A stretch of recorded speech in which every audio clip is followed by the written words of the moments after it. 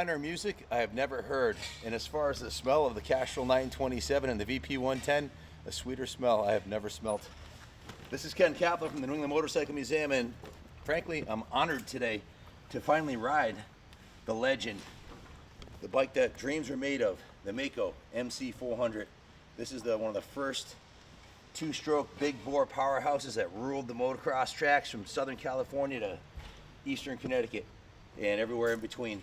This particular bike was owned by a Maico aficionado, Jay Wilson, who, if you've ever watched the movie Sidewinder with the blue Maico in it, his picture's on the back cover of the movie DVD folder, and he still owns that bike. He's a Maico aficionado.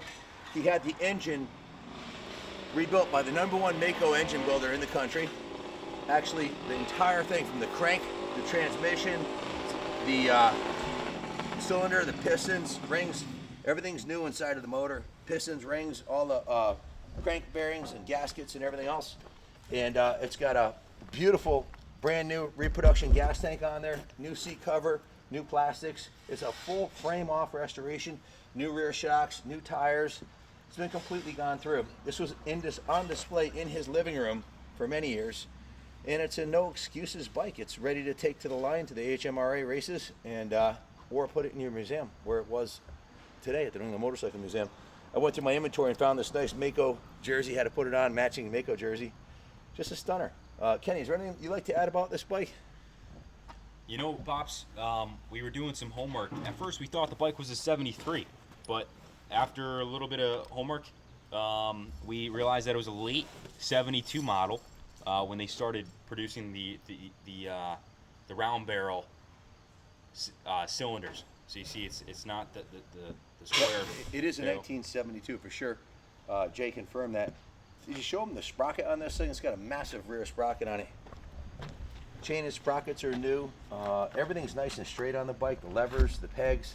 It's about as nice as a 72 motocrosser as I've ever seen.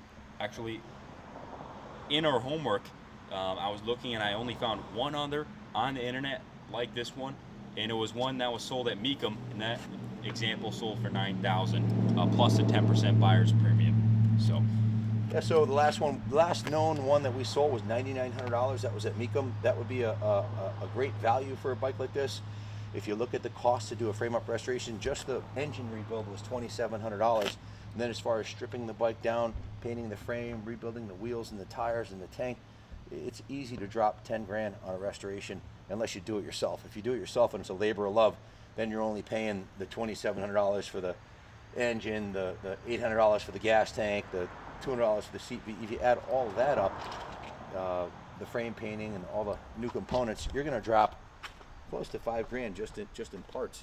So the rest is a labor of love, or you pay a shop to do it. Either way, this one's done. You don't have to worry about it. Brand new rear shocks, brand new tires, the brakes are done. Everything's done on this bike.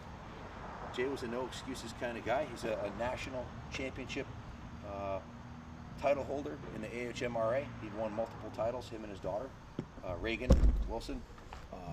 All the cables are brand new, the throttle cables, the front brake cable, the clutch cable, the kicker's in perfect condition, the shifter's in great shape, the pegs look brand new, the barrel's in really good condition.